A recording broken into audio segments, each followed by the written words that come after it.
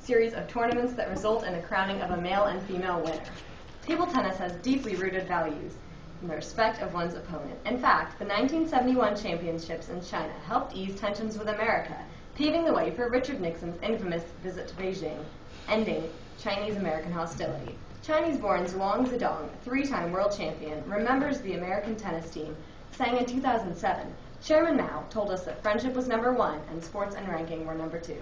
My name is Hannah Tyne, and in addition to having significant experience and interest in the game of ping pong, I have played table tennis in over 4 countries, including Taiwan and Costa Rica. Having both skill and knowledge in the sport of table tennis, I wish to convey some of the basic concepts of ping pong, from the rules to technical maneuvers.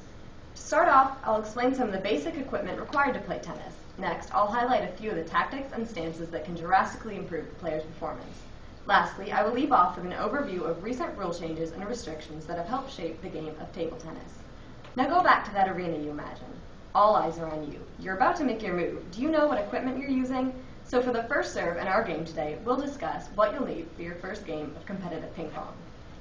Now there are 3 basic objects necessary to play ping pong: a table, a paddle, and a ball. Once these items are located, it's possible to play a game of ping pong virtually anywhere. The most basic and essential aspect is the table itself. A table that is too thick or too rough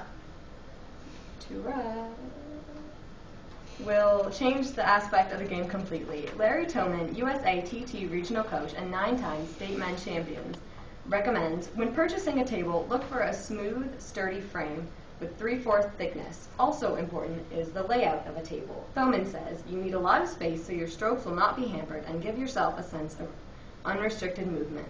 So this right here is your standard table tennis table, and it is 9 by 5 feet and it is 30 inches off the ground. Now, this right here is probably the most familiar piece of equipment to you, and it is a table tennis racket or a paddle. This is my lucky paddle, and as you can see, it is a bit worn. The wooden portion is called the blade, and the flat rubber is called the face. The ITTF specifies that one side of the face be black and the other be red. The paddle can be of any size and shape as long as it's covered by rubber. Inverted rubber is most common. The smooth, grippy outer surface is best for applying spin to the ball, says Thoman. Also important for play is the actual ball, but less regulations on the ball than this. So now that you know the basic equipment of ping pong, you already have an advantage on that opponent. You know what kind of rubber to use and what size table to play on, and you can start moving into physical tactics.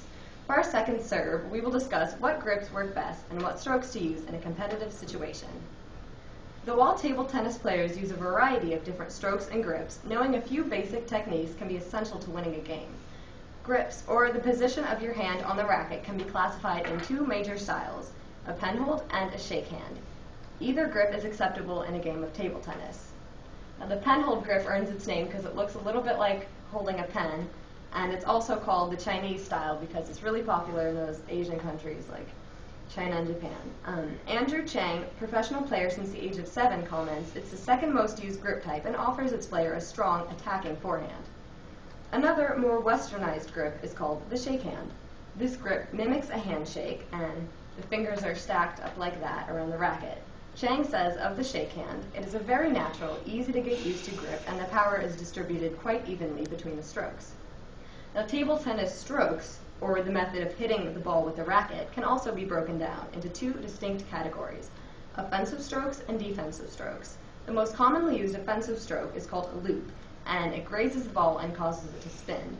Larry Hodges, founder of the USATT national coach and table tennis league, endorses the loop stroke, saying, "The loop is the main offensive weapon in modern table tennis. It is a heavy topspin shot down by just grazing the ball in an upward and forward direction." Also well known is a defensive stroke called the push. It is used to keep a rally going and allows the ball to gain speed. Now, beginners will appreciate this stroke because the action of cutting underneath the ball is actually really easy to do.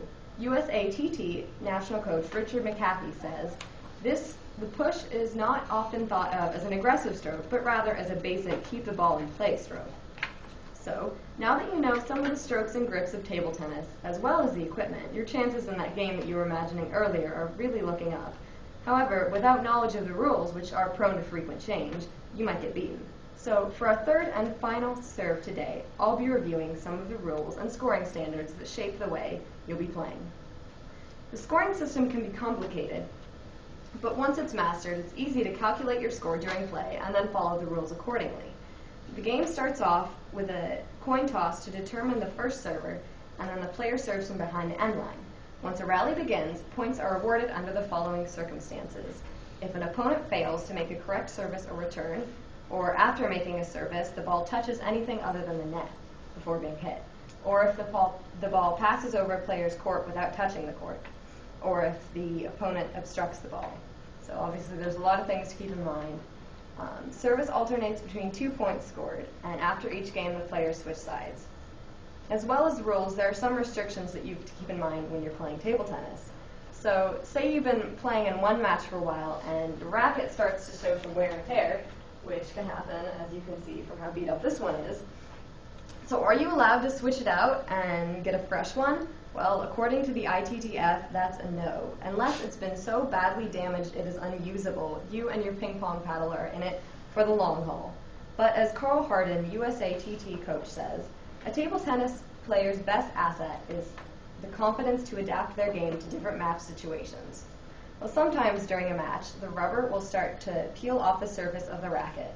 You kind of see mine definitely doing that right there.